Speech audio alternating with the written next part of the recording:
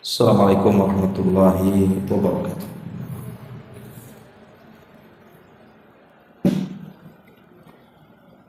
Alhamdulillah wassalatu wassalamu ala Rasulillah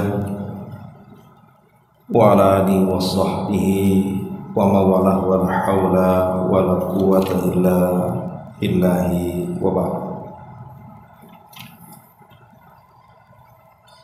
Melanjutkan kajian kita masih membahas kitab Umdatul Ahkam, dan kita masuk pada bab ke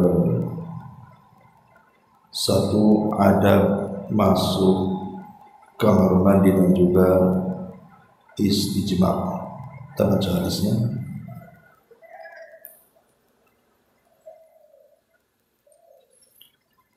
An Anas bin Malik radhiyallahu anhu anna an-nabiy sallallahu alaihi wasallam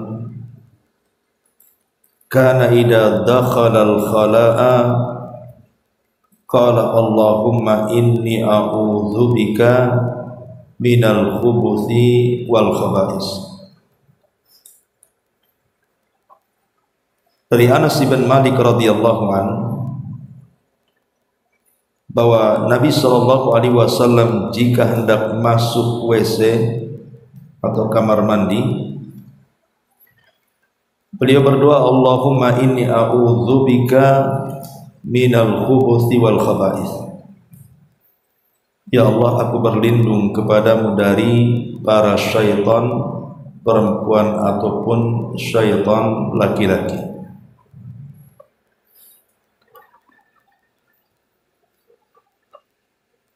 Ma'asyiral muslimat yang dimuliakan Allah Subhanahu wa taala, hadis ini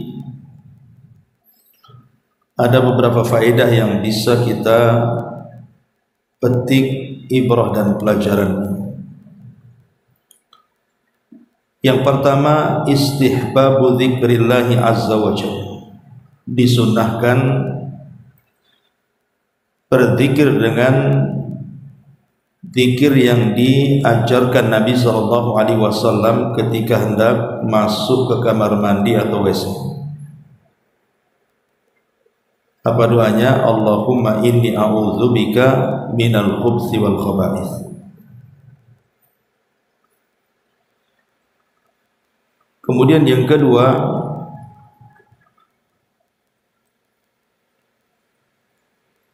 yang bagi lil muslimi an yatahassana bidzikri fi kulli ahwali,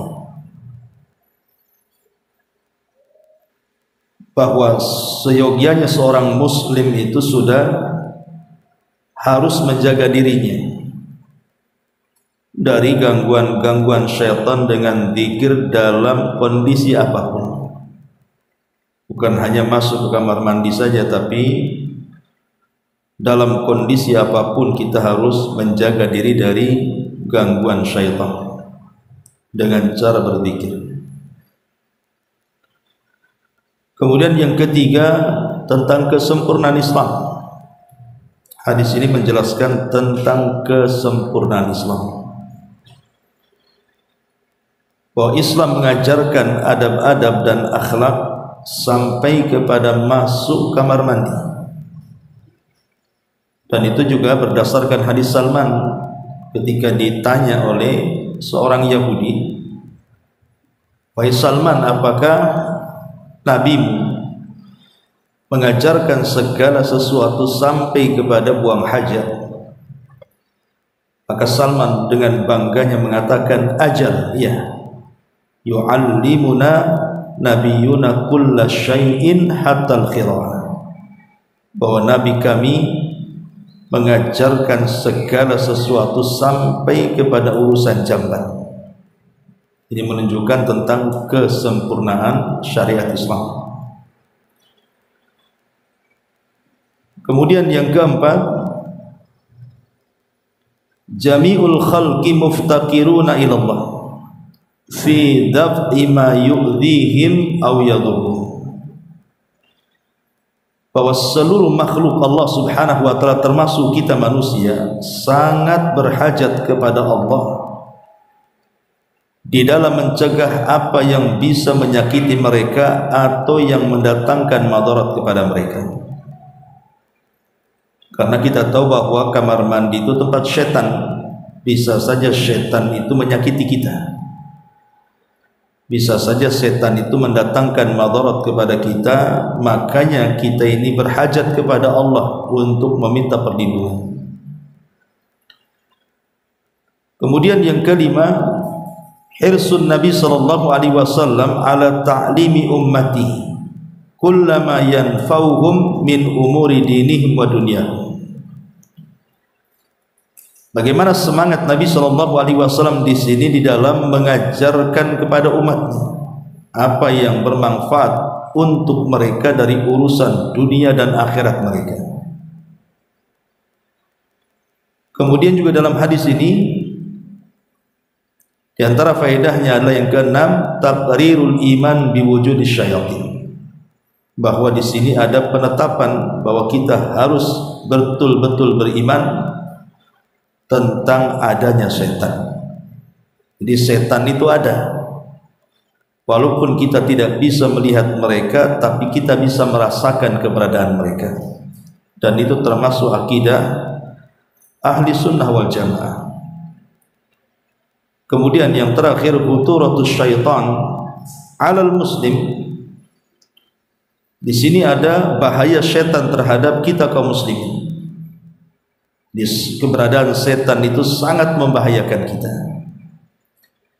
Oleh karena itulah maka Nabi sallallahu alaihi wasallam mengajarkan kepada kita tentang al-isti'adzah.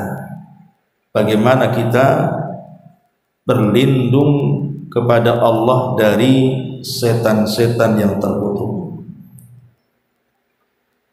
Ma'asyiral muslimat yang dimuliakan Allah Subhanahu wa taala. Keberadaan setan itu atau jin-jin yang jahat itu di mana saja banyak. Artinya mereka tersebar di seluruh daratan dunia ini. Tetapi ada tempat-tempat, khususnya dalam rumah atau di luar rumah, di mana keberadaan setan itu lebih banyak dibandingkan di tempat-tempat lainnya. Saya akan sebutkan salah satunya adalah yang pertama di luar dulu ya, di luar rumah dulu baru masuk ke dalam rumah, adalah pasar. Pasar adalah tempat yang paling banyak setan menumpuk di situ. Makanya Nabi Shallallahu Alaihi Wasallam menganggap pasar itu seburuk-buruk tempat. Makanya kita dianjurkan berdoa apabila masuk ke dalam pasar. Dan jangan lama-lama di pasar. Kalau sudah selesai hajat kita, maka pulang, karena di situ tempat berperangnya kita dengan setan. Kemudian yang kedua, tempat-tempat kotor. Makanya kalau seandainya ibu meletakkan tong sampah di depan rumah itu, jangan menunggu menumpuk sampah itu. Karena ada orang-orang yang kemudian membiarkan sampah itu berserak di depan rumah. Alasannya nunggu tukang sampah datang. Nah, kalau tukang sampahnya sebulan sekali datang, dari mana pula numpuk-numpuk di situ. Maka jangan kemudian menumpuk-numpuk kotoran di situ. Karena setan itu paling banyak menumpuk di tempat kotoran. Kemudian juga yang ketiga, tempat-tempat maksiat. Sudah jelas tempat-tempat maksiat, diskotik, lokalisasi, barbar, tempat-tempat judi dan yang semacamnya, maka itu juga setan-setan menumpuk di situ. Karena itu memang tujuan setan untuk menyesatkan anak Adam. Mereka akan berkeliaran di tempat-tempat yang di dalamnya penuh dengan kemaksiatan kepada Allah Azza wa Jalla. Kemudian yang keempat, di lautan. Makanya ibu kalau pulang kampung tidak menggunakan pesawat tetapi memilih jalur lautan, naik kapal dan yang semacamnya, maka banyak-banyaklah ta'awud. Karena setan itu lebih banyak di lautan dibandingkan di daratan. Dalilnya adalah karena istana syaitan itu ada di tengah lautan, di mana iblis itu ketika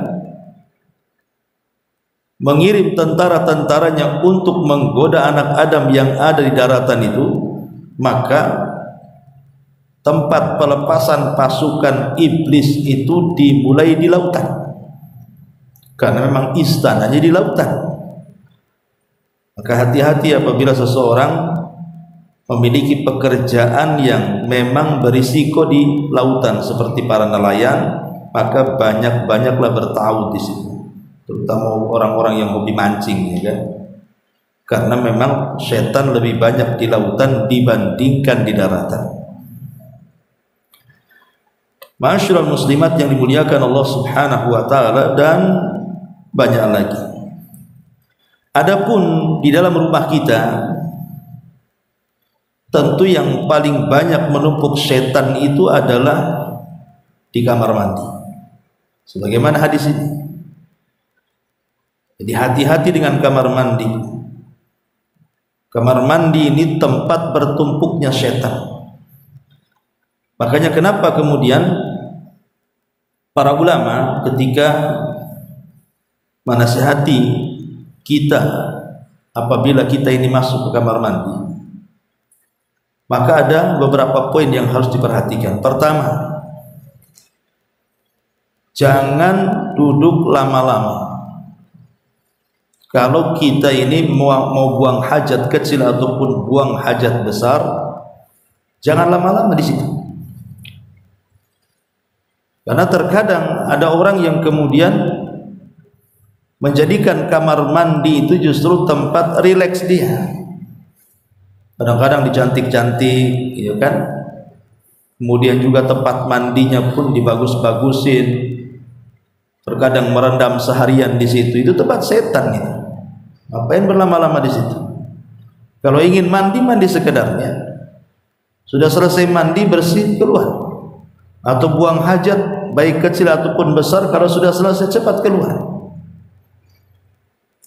Jangan sampai kemudian berlama-lama dengan alasan satu, karena yang namanya WC ini tidak sepi daripada najis, namanya buang hajat di situ. Artinya itu tempat najis dan tempat kotoran, dikhawatirkan duduk lama di situ arti takut terkena cipratan najis. Tanpa sadar bahwa najis itu ada di baju atau celana, tiba-tiba kita gunakan untuk sholat, kan masalah jadinya.